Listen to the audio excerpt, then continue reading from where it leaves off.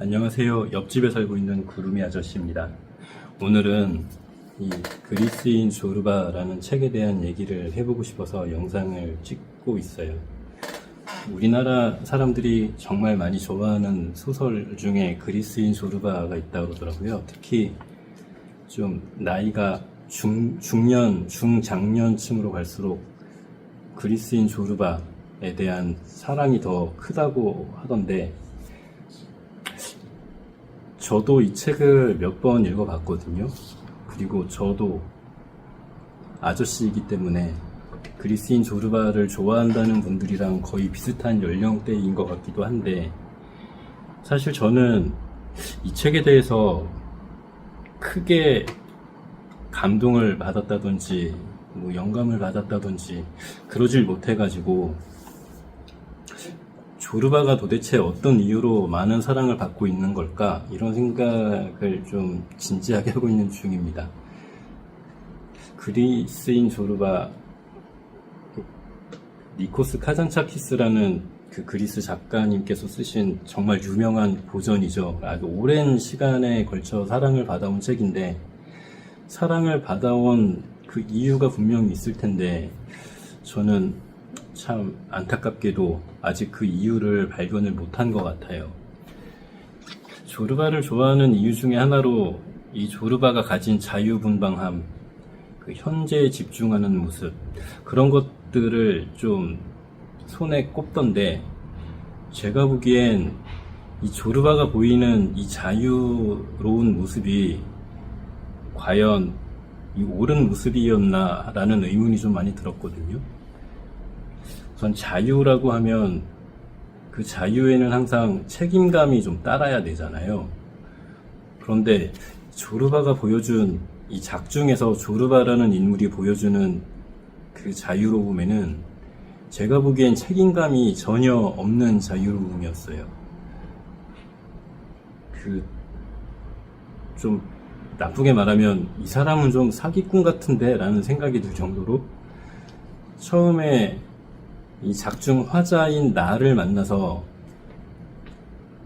자기를 고용을 해라, 나 요리도 잘하고 뭐 스프도 맛있게 끓인다, 뭐 이런 말로 채용이 되잖아요.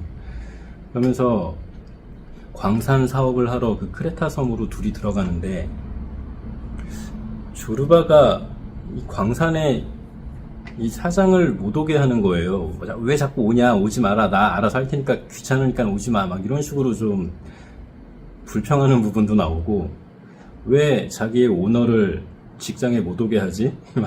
이런 게 난 좀 의문이 들었고, 이 중간에 무슨 광산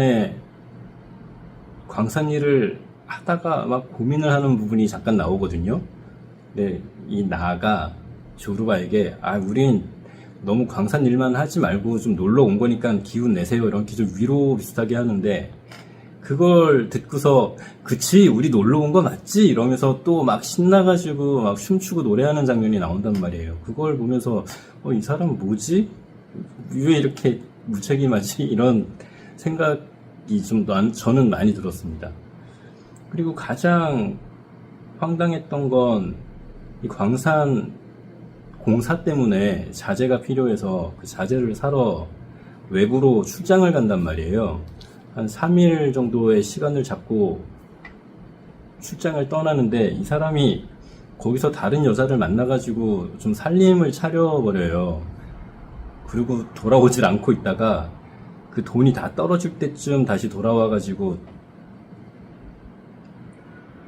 사장님 나 왔어요, 뭐 이런 식으로 좀 어영부영 또 넘어간단 말이죠. 근데 나는 참 이 사람의 이런 자유스러움이 정말 우리가 본받을 만한 자유로움인가 라는 생각을 좀 너무 오랫동안 했고요. 뭐랄까, 아까 말했던 그 광산 공사, 케이블 공사를 이 사람이 진행을 했는데, 시작하자마자 완전히 다 망해버리잖아요. 그 망해버린 그 현장에서 사장님 이리 오셔서 술이나 한잔 합시다 이러면서 또 어영부영 넘어간단 말이에요. 나는 이런 모습들을 보면서 이게 과연 진정한 자유로움일까? 이게 옳은 건가? 라는 생각을 정말 진지하게 했었어요. 내가 뭘 놓치고 있는 거지? 다들 좋다고 하는데 왜 나는 좋은 걸 모르겠지? 이런 좀 저의 멘탈이 좀 많이 나가는 그런 독서를 좀 한 것 같습니다. 그리고 조르바뿐만이 아니라 여기 등장하는 다른 등장인물들, 특히 가장 안타까웠던 게 이 책에 나오는 2명의 과부였는데, 한 분은 병이 나서 돌아가시고 또 한 분은 마을 사람들한테 살해를 당해요.